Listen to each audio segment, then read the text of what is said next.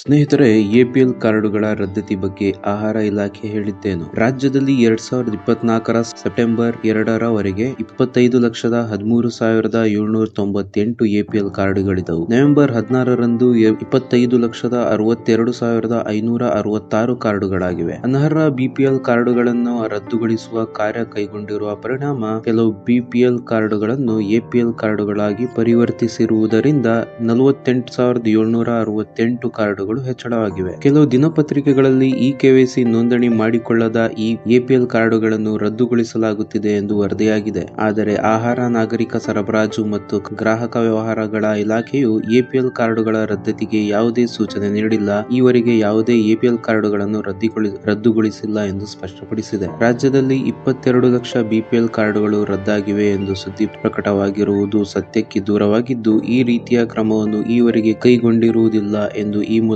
ಸ್ಪಷ್ಟೀಕರಿಸಿದೆ.